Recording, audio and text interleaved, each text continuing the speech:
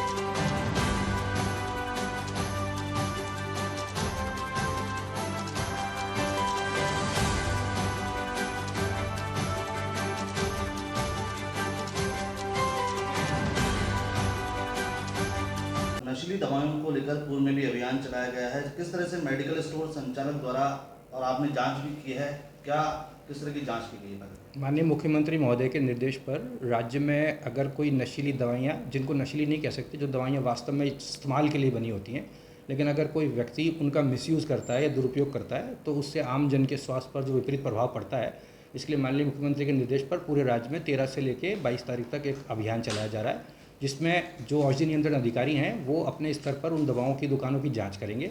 उस जांच में यदि कोई अनियमितता पाई जाती है तो उस पर सख्त से सख्त कठोर कार्रवाई की जाएगी। इसका कल से उसका शुरुआत हुई है, आज उसका दूसरा दिन है और ये जानकारी राज्य स्तर पर हमें प्रेषित की जाती है कि किस प्रकार उसकी कार्रवाई करनी है। या हमारे अधिकारी कुछ अपनी इंटेलिजेंस के आधार पर उन दुकानों का चयन करते हैं और उसके बाद उन पर जो रिपोर्ट आएगी उसके स्तर पर हम अपनी कार्रवाई संपादित करेंगे, उसमें उसने किस तरह की अनियमितता बरती है।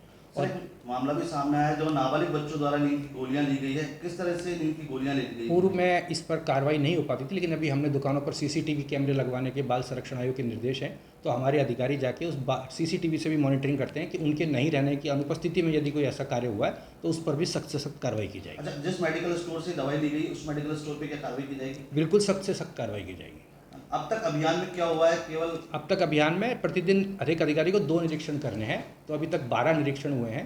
अब उनकी रिपोर्ट जब मेरे पास आएगी, उनको नोटिस देके जो भी ड्रग एंड कॉस्मेटिक एक्ट के तहत सख्त से सख्त कार्रवाई वो संपादित की जाएगी। क्या नजर आ रहा है? विभाग की कुछ सांठगांठ कुछ नजर आ रही है? नहीं, विभाग ये कहना बिल्कुल गलत है। विभाग स्तर पे अपने स्तर पर कार्य करता है और ऐसे अभियानों से सावचेती बढ़ती है और मैं आम जन से भी रिक्वेस्ट करूंगा कि वो ऐसी किसी दवाई को लेने केमिस्ट के पास नहीं जाएं। डॉक्टर का पर्चा हो तो लेने जाएं, जिससे उनके खुद के स्वास्थ्य का भी बचत हो और हमारा कार्य भी संपादित हो। अच्छा, मीडिया कवरेज के बाद या किसी तरह की शिकायत के बाद ही विभाग कार्रवाई क्यों करता है? नहीं, ऐसा बिल्कुल कहना नहीं है। माननीय मुख्यमंत्री महोदय जब से सरकार आई है पहले दिन से सक्रिय हैं और आप देख पा रहे होंगे राज्य भर में इस तरह की कार्रवाई हो रही है और ये एक सतत प्रक्रिया है, इसको हम आगे भी जारी रखेंगे।